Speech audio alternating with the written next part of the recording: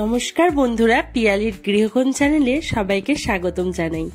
আজকে বৃহস্পতিবার, তো লক্ষ্মীর পুজো করব বলে ছাদে চলে এসেছি আর ঠাকুর ঘরেও এসে গেছি। মা লক্ষ্মীর সেবা দেব আর মহাদেবেরও সেবা দেব, কারণ এটা শ্রাবণ মাস। তো শ্রাবণ মাসে প্রত্যেক দিনই চেষ্টা করি মহাদেবকে দুধ দিয়ে ঘি দিয়ে স্নান করাতে। তো তাই করলাম, দুধ দিয়ে ঘি দিয়ে মধু দিয়ে আর গঙ্গা জল দিয়ে স্নান করালাম, করিয়ে তারপরে এবার মালা পরাচ্ছি। তো এই যে বেলপাতা দিয়ে দিলাম আর আমার গাছের অপরাজিতা ফুলটা ফুটেছিল সেটা দিয়ে দিলাম। তো এরকম ভাবে মহাদেবকে সেবা করি আর একটু চাল দিয়ে দিলাম মহাদেবের মাথায়। তো যেহেতু এটা শ্রাবণ মাস, মহাদেবের পুজোটা এই মাসে খুব ভালোভাবেই করি আমি। আমার এটা মন থেকেই আসে যে মহাদেবকে এই মাসে আমাকে সন্তুষ্ট করতেই হবে, আর অমনি আমি মহাদেবের ভক্ত।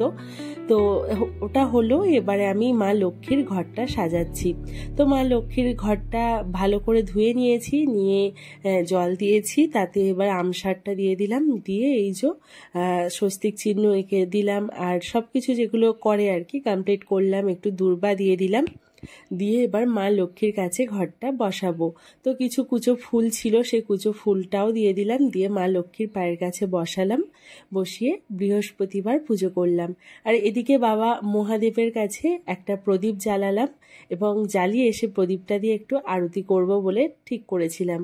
তো তাই করলাম। দেখো, বাবা মহাদেবকে পুরো আমার গাছের ফুল দিয়ে ঢেকে দিয়েছি, তো কত সুন্দর লাগছে। আর এই যে আরতি করছি বাবা মহাদেবের জন্য, তো সব কিছুই কিন্তু আমার প্রচণ্ড ভালো লাগে। এই শ্রাবণ মাসটাই আসলে একটা পজিটিভ এনার্জি, পজিটিভ একটা ভাইবস নিয়ে আসে ফ্যামিলিতে বা বাড়িতে, কারণ এটাই মহাদেব সবসময় সব দিক থেকে রক্ষা করে। এই মাসটায় তিনি সন্তুষ্ট করতে পারলে তাকে, তো সারা বছরটাই ভালো যায়।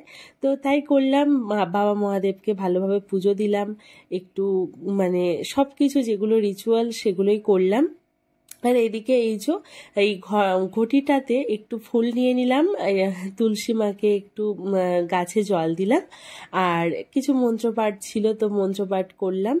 আর এই যে আমার গাছের কিছু কুচো ফুল নিয়ে এই যে তুলসী মায়ের কাছে দিয়ে দিলাম। তো এই ছিল আমার বৃহস্পতিবারের একটা ছোট্ট মিনি ব্লগ। তো তোমরা জানিও যে তোমাদের কেমন লাগলো, আর যদি ভালো লেগে থাকে তাহলে আমার চ্যানেলটির পাশে দেখো, আমার চ্যানেলটিকে সাবস্ক্রাইব করো আর বন্ধুদের সাথে শেয়ার করো, আর পাশে থাকা বেল আইকনটি প্রেস করো। তো চলো, তোমাদের সাথে পরবর্তীতে আবারও একটা ছোট্ট কোনো মিনি ব্লগ নিয়ে চলে আসবো। আর আমার চ্যানেলটি ভালো লাগলে কিন্তু তোমরা অবশ্যই পাশে থেকো, কমেন্টে জানিও যে ব্লগটা কেমন লাগলো। আপাতত টাটা।